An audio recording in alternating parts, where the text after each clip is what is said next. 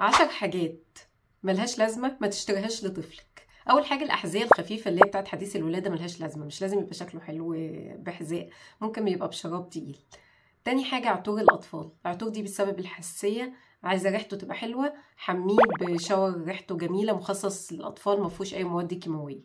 المشاية ملهاش أي لازمة، بتضر طفلك وما بتنفعوش وهتخليه ماشي على طراطيف صوابع.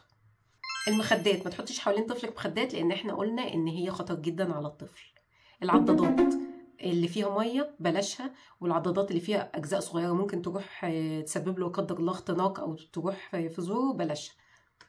السلوبيت المقفول من تحت سيء جدا، انا عانيت معاه كتير جدا يا جماعه، ما تجيبوهوش، الطفل بيكبر بسرعه جدا وتلاقيه رجليه محشوره فيه. طاوله تغيير الحفاض ممكن تغيري له على السرير، غيري له في اي حته تانية، مش لازم طاوله مخصوص علشان الطفل ما يقعش منها، واحنا شفنا فيديوهات قبل كده بتوقع. انك تشتري ملابس كتير بحجم حديث الولاده، الطفل بيكبر بسرعه جدا اكبر ما تتخيلي، فللاسف كلها بتبقى بالتيكت بتاعها في الدولاب، ملهاش لازمه.